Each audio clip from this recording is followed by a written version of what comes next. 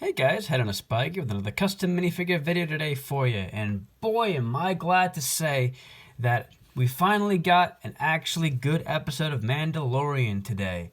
Phew, I was getting worried there for a second because man, the last 3 episodes, boy were they a doozy. They were terrible and I hated them, and if some of you like them, then good on you, but I could not stand them personally. I thought all 3 of them were god awful. And this 4th one was finally good. It was finally like actually about the Mandalorian and like not taking a bath, but actually doing something relevant with his life.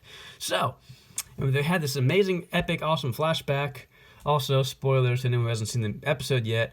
I'm airing this at night because I figured everyone in the world by now should have seen it. If you haven't, get on it!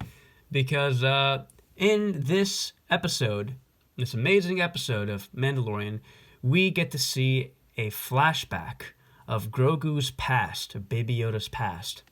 And this is something that we've been waiting for like ever, since like season 1. So in the flashback, we see Order 66, right? And we see Baby Yoda getting gunned down by clone troopers, our favorite looking 501st clone troopers. God bless them. I love those guys. They're so cool. Sorry about the Jedi, but, you know, they just look so cool killing them. You know, I love them anyway.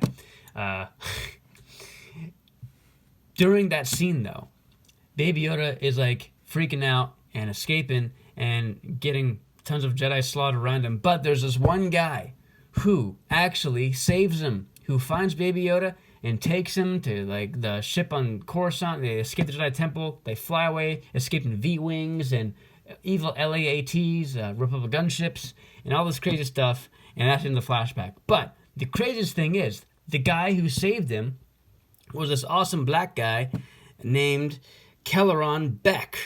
And for those of you who are out there like me who's like, well, who's that guy? Well, let me tell you. He was a Jedi that was first introduced in a Star Wars TV show called Jedi Temple Challenge, or the Star Wars Jedi Temple Challenge. And the actor who played as this guy, Kelleran Beq, was Ahmed Best. Now, if that name sounds familiar to you, that's because that is Jar Jar Binks.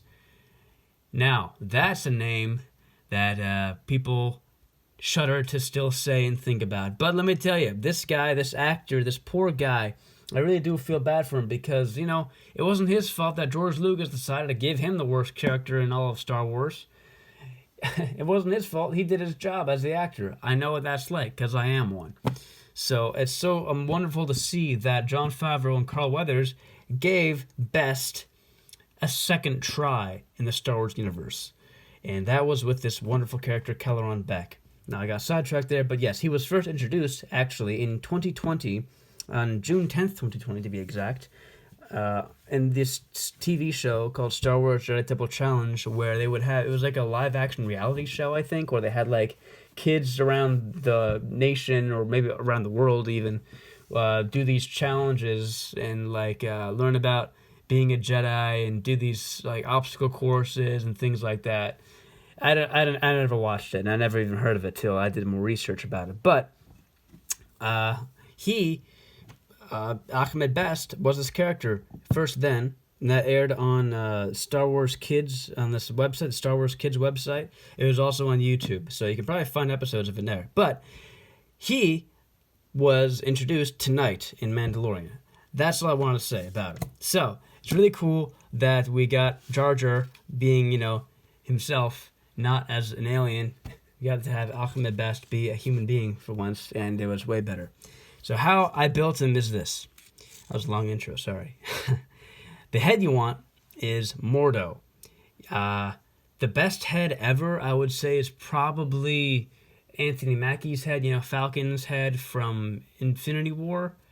That's a really good choice, the back of it, because it has the goatee, and he looks like happier. I don't have that figure, but if you do, that's the best head. But if you don't have that one, Mordo's also works, because, like, you know, he looks kind of angry when he's fighting those clone troopers, so I think it kind of works. This is the version from 2016 from the first Doctor Strange movie, by the way. This torso and arms are from the newest version of Mace Windu, from the Republic fighter tank, I guess they call it. It's also called an IFTX.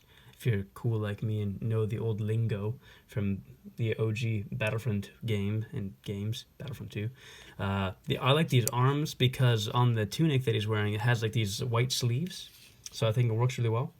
The cape is just like a nice crisp brown cape I got from the Revenge of the Sith Anakin Episode 3 version. You can find this cape off of a lot of other Jedi. The hands I swapped out. I made them brown to match his skin tone. The hips and legs are from Quinlan Vos. Now, he's an expensive figure. This is the one I'm talking about from 2016, from that big old set with Luminaru Unduli.